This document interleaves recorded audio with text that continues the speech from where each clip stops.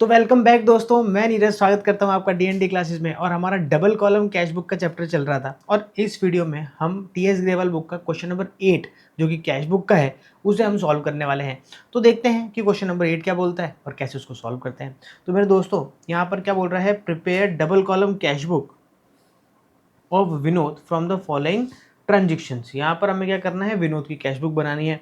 तो देखो हम कैश बुक बनाते हैं। आप लोगों के सामने ना एक परफॉर्मा यहाँ पर ड्रॉ हो रखा है, ठीक है। और इस परफॉर्मा में क्या करना है, अपन फिल करते हैं यहाँ पर फटाफट से। सबसे पहले इसने जो बैलेंस दे रखा है वो हमारे को दे रखा है 1 अक्टूबर का। तो हम यहाँ पर फटाफट से डेट डाल लेते हैं और लिख देते हैं भैया 1 अक्टूबर। और यहाँ पर आ जाएगा बैलेंस, तो आ जाएगा भैया 2 बैलेंस BD। और यहाँ पर कैश का बैलेंस कैश के अंदर जो कि है 25,000 रुपये का, और बैंक का बैलेंस बैंक के अंदर जो है 75,000 रुपये का। इसके बाद क्या बोल रहा है, 7 तारीख को ये बोल रहा है बॉट गुड्स अगेंस्ट चेक। हमने गुड्स परचेस करा है, तो जैसा कि आपको पता है कि ये क्रेडिट साइड है जो पेमेंट वाली साइड है, तो हमें यहाँ पर लिखना पड़ेगा गुड्स की परचेस। तो भैया तो यहाँ पर डाल देते हैं भैया, ये आ गया 7 अक्टूबर। और यहाँ पर हम क्या लिख देंगे भैया, बाय परचेस लो, लिख दिया। अब अमाउंट कहाँ लिखे, पेमेंट कैसे करी इसने, चेक से पेमेंट करी। तो चेक से पेमेंट करिए तो मेरे दोस्तों यहाँ पर बैंक के अंदर हमारे को लिखना पड़ेगा 15,000 रुपये। ठीक है भैया, हो गया। अब बढ़ते हैं आगे। देखो यहाँ बोल रहा है 8 तारीख को बॉट गुड्स। एक बार और हमने क्या करा, गुड्स परचेज करा है, ठीक है। कुछ नहीं बोल रहा तो इसका मतलब हम क्या मान लेते हैं कि कैश ट्रांजेक्शन है। और क्योंकि इसमें पेमेंट तो इसमें भी करनी पड़ी है, तो हम पेमेंट साइड में लिखेंगे और क्या लिखेंगे, बाय परचेज। और यहाँ पर आ जाएगा मेरे दोस्तों 5,000 रुपये की परचेज आ गई, ये आपकी कैश से बैंक के अंदर डैश लगा देंगे। इसके बाद में बोल रहा है ये 10 तारीख को a post dated cheque issue earlier honoured. यहाँ पर हमने किसी को चेक दिया था और वो पोस्ट डेटेड चेक था, अब वो क्या हो गया है, ऑनर्ड हो गया है। तो देखो हम क्या करेंगे, यहाँ पर इसने बताया तो है नहीं हमें कि किसको पेमेंट करिए क्या करिए, तो हम यहाँ पर क्या लिख देते हैं, हम यहाँ पर लिख देते हैं बाय बिल पेमेंट। ठीक है, बिल पेमेंट लिख के ये 5,000 रुपये हम कहाँ लिखेंगे, बैंक में, क्योंकि भैया चेक की पेमेंट तो कौन करेगा, बैंक ही करेगा। यहाँ पर डेट डालते हैं बस, उसके आगे यहाँ पर 10 अक्टूबर की डेट है और यहाँ पर डाल देते हैं। इसके बाद में बोल रहा है 14 पेड मिसलीनियस एक्सपेंस। देखो फिर से हमने एक्सपेंस पेड करें, डेट डाल देते हैं पहले इसकी भैया 14 अक्टूबर की। और यहाँ पर क्या आ जाएगा, बाय मिसलीनियस एक्सपेंस। और कैश में पेड करेंगे डेफिनेटली। कुछ भी अगर नहीं बोलता है ना तो हमें मान के चलना है कि पेमेंट काइंड में करिए, कैश में करिए। इसके बाद में बोल रहा है Ramesh who own 5,000 rupees become bankrupt and paid us 50 paisa इन ए रुपये। यहाँ पर एक रमेश है जो कि हमारा डेटर था और हम उसमें कितने पैसे मांगते थे, 5,000 रुपये हम उसमें मांगते थे, ड्यू थे हमारे उसके अंदर। और वो बैंकक्रप्ट हो गया, मतलब दिवालिया हो गया, बर्बाद हो गया। अब उसने हमें क्या करा है, 50 पैसा इन रुपये दिया है, मतलब 1 रुपये में 50 पैसा दिया है, इसका मतलब 50% दिया है। अगर वो बोलता है कि 60 पैसा इन रुपये दिया है, इसका मतलब 60% दिया है। वो कहता है 30 पैसा इन रुपये दिया है तो 30% दिया है, ठीक है। तो यहाँ पर ये 50 पैसा बोल रहा है, इसका मतलब उसने हमें 50% दे दिया। हम उससे मांगते कितने थे, 5,000 दे, उसने कितने दिए, उसके आधे मतलब 2,500 रुपये। तो देखो जितने पैसे उसने नहीं दिए उसकी तो एंट्री होगी बैड डेट्स की, वो बैड डेट्स की एंट्री हम जर्नल में करेंगे। यहाँ पर कैश बुक के अंदर उस एंट्री का कोई भी लेना देना नहीं है। यहाँ पर कैश बुक के अंदर सिर्फ हम उतनी ही अमाउंट की एंट्री करेंगे जितना पैसा हमें रिसीव हो गया है। हमें कितना रिसीव हुआ है, 2,500 रुपये। तो हम 2,500 रुपये यहाँ पर रिसिप्ट साइड में लिख देंगे। किससे मिला हमें भैया, नाम लिख देते हैं यहाँ पर टू रमेश।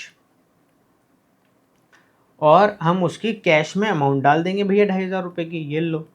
इसके बाद आगे बढ़ते हैं और ये कौन सी डेट का हो जाएगा, ये हो जाएगा 18 अक्टूबर का। चलो भैया आगे देखो क्या बोल रहा है, रिसीव कैश फ्रॉम मनोहर। मनोहर से हमने कैश रिसीव कर लिया, कितना, 7,500 रुपये, डिस्काउंट अलाउड 250 रुपये। अब देखो इसने बोला है ना, cash received from Manohar 7,500, received from Manohar 7,500 का मतलब हो गया इसमें से डिस्काउंट लेस करा हुआ ऑलरेडी है, ठीक है। तो यहाँ पर हमने रिसीव हुआ है तो रिसीव वाली साइड में लिख देंगे भैया टू मनोहर, ये आ गया भैया टू मनोहर। और हमारी एंट्री होगी भैया 20 अक्टूबर की। और कैश रिसीव करा है तो 7,500 कहाँ लिख देंगे मेरे दोस्तों, कैश में लिख देंगे, सीधी सी बात है। आगे बढ़ जाते हैं 23 अक्टूबर वाली एंट्री पे। इसमें बोल रहा है विड्रू फ्रॉम बैंक, बैंक से विड्रू करें। अब देखो आपको पता ही है कि बैंक से विड्रू करते हैं और बैंक में डिपॉजिट कराते हैं कैश, तो उसकी कौन सी एंट्री होती है, कॉन्ट्रा एंट्री होती है। तो यहाँ पर इसकी भी कॉन्ट्रा एंट्री होगी। विड्रू करा है 23 को, तो cash account debit to bank होता है, तो इसलिए हम क्या करते हैं, यहाँ पर यहाँ लिख देते हैं बाई कैश और यहाँ क्या लिख देंगे टू बैंक। यही होती है भैया कॉन्ट्रा एंट्री। कॉन्ट्रा एंट्री का मतलब यही होता है कि दोनों साइड एंट्री होगी उसकी। 23 अक्टूबर, यहाँ पर भी 23 अक्टूबर, और इसके आगे हम क्या लिख देते हैं मेरे दोस्तों, कॉन्ट्रा, और इसके आगे भी लिख देंगे भैया कॉन्ट्रा। अब आपको पता ही क्या करना है, आपको पता है पहले की वीडियो में मैंने बता रखा है कि जहाँ बैंक लिखा है वहाँ तो अमाउंट लिखेंगे कैश में 4000, और जहाँ कैश लिखा है वहाँ अमाउंट लिखेंगे बैंक में 4000। ठीक है, अब बढ़ जाते हैं मेरे दोस्तों आगे। यहाँ पर 24 को क्या बोल रहा है, paid to Ghanshyam and company 3000 रुपये, रिसीव डिस्काउंट 1000 रुपये। अब देखो यहाँ पर पेड बोल रहा है ना, पेड 3000, इसका मतलब 3000 रुपये में डिस्काउंट ऑलरेडी लेस करा हुआ है। ठीक है, पेमेंट साइड में आ जाएगा भैया, बाय किसको दिया है, घनश्याम एंड कंपनी। तो यहाँ पर हम क्या कर देते हैं, उनका नाम लिख देते हैं, बाय घनश्याम एंड कंपनी, आएगा नहीं पूरा, ऐसे लिख देते हैं 3000 रुपये। और कैसे करिए हमने पेमेंट, कुछ नहीं बताया, तो अपन मान लेंगे भैया कैश पेमेंट हुई है, ये कैश पेमेंट आगे डैश लगा दिया। ठीक है, चलो भैया आगे बढ़ते हैं। यहाँ पर ये बोल रहा है 25 October, withdrew from bank for personal expense. Personal expense के लिए विड्रू करा है, देखो बहुत अच्छे से पढ़ना, अगर ऑफिस यूज़ के लिए विड्रू करा है तो कॉन्ट्रा एंट्री होगी, पर अगर पर्सनल यूज़ के लिए विड्रू करा है तो कोई कॉन्ट्रा एंट्री नहीं होगी। इधर हम क्या लिखेंगे, बाय ड्राइंग्स। चलो बैंक से निकाला है तो बैंक में लिख देंगे यहाँ पर 3000 रुपये, 3000 ही है ना। डेट नहीं डाली हमने, डेट डाल देते हैं। इसकी डेट तो है 25 और ऊपर वाले की है 24, 25 और इसकी होगी भैया 24। ठीक है, चलो आगे बढ़ता है। 27 तारीख को सोल्ड गुड्स, हमने गुड्स बेचा है 11,000 रुपये का। जब भी हम गुड्स बेचते हैं ना तो पैसा आता है हमें, तो रिसीप्ट साइड में लिखेंगे, क्या लिखेंगे, टू सेल्स, और बताया नहीं है तो बस अपन तो वही मान लेंगे कैश में हुआ है। चलो भैया इसकी भी डेट डाल लेते हैं, इसकी डेट क्या है, 27 है। तो नेक्स्ट ट्रांजेक्शन देख लेते हैं, 28 की बोल रहा है, receive cheque for good sold. हमें क्या हुआ है, हमने सेल करी है और बदले में हमें क्या मिला है, चेक मिला है। इस चीज़ की उसने जानकारी नहीं दी है हमारे को कि चेक जो है हमने उसी दिन डिपॉजिट कराया है, नहीं कराया है, तो हम मान लेंगे कि चेक क्या करा है, उसी दिन डिपॉजिट हो गया है। तो यहाँ पर हम रिसीप्ट साइड में लिख देंगे 28 की एंट्री होगी, और हम यहाँ पर क्या लिख देंगे भैया, टू सेल्स। और अब की बार हम एंट्री किस में लिख देंगे भैया, बैंक के अंदर लिख देंगे 19,000 रुपीज़ की। इसके बाद में आगे बढ़ते हैं, और ये बोल रहा है कि received part payment from Akhil of 5,000 rupees and deposited 3,000 rupees out into bank. यहाँ पर हमें क्या हुआ है, फिर से पैसा रिसीव हुआ है यहाँ पर अखिल से 29 को, तो रिसिप्ट साइड में एंट्री होगी, और यहाँ पर टू लिख देंगे अखिल, और यहाँ पर उसने हमें 5,000 रुपये दिए हैं, उसमें से हमने हाथों हाथ 3,000 रुपये कहाँ डिपॉजिट करा दिए, बैंक के अंदर। तो हम क्या करेंगे, कैश तो कितना लिख देंगे, 2,000 रुपये, और बैंक में कितना लिख देंगे मेरे दोस्तों, 3,000 रुपये। बस बात खत्म। यहाँ पर हमने सारी की सारी एंट्रियाँ करी है, कंप्लीट कर ली है। अब हम क्या करेंगे, यहाँ पर 2 लाइनें छोड़ के और लगाने लगेंगे भैया इसकी टोटल। पता ही है आपको टोटल कैसे लगानी है, टोटल लगा के और फिर अब निकाल देंगे भैया इसका बैलेंस। सबसे पहले कैश बुक की डेबिट साइड टोटल लगाओ। तो देखो कैश बुक की डेबिट साइड टोटल लगाते हैं, तो यहाँ पर 25,000, 2,500, 7,500, 4,000, 11,000 और 2,000 हो गए, 52,000 रुपीज़ की टोटल आ रही है कैश की डेबिट साइड की।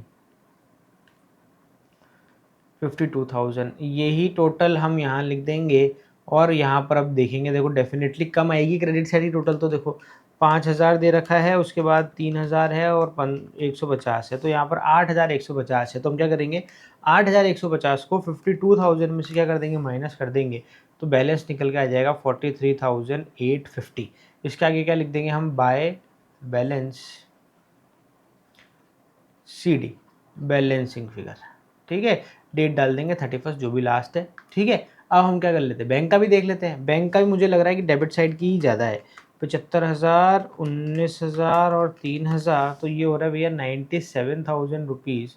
इधर भी हम कितना लिख देंगे, 97 लिख देंगे, और यहाँ से हम माइनस कर देंगे टोटल, यहाँ की माइनस कर देंगे 15,000, 5,000, 4,000 और 3,000। तो यहाँ पर बैंक के निकल के आ रही है मेरे दोस्तों 70,000 रुपीज़। तो यहाँ पर मेरे दोस्तों दोनों ही जो हमारी साइडें हैं, हमारी जो बैंक कॉलम है और अपना कैश कॉलम है, दोनों का ही आंसर आ गया है, और दोनों की ही हमने सही बैलेंस निकाल लिया है। तो मेरे दोस्तों इसी तरीके से आपको क्वेश्चन करते रहना है। कोई डाउट आते हैं तो आप कमेंट सेक्शन में बताइए, हम क्या करेंगे उसको सॉल्व करेंगे। तो मेरे दोस्तों जब तक के लिए क्या करें, अब मिलेंगे आप लोगों से नेक्स्ट वीडियो के अंदर एक नए क्वेश्चन के साथ में। जब तक के लिए क्या करें, मस्त रहें, स्वस्थ रहें, खाते पीते रहें। जय हिंद।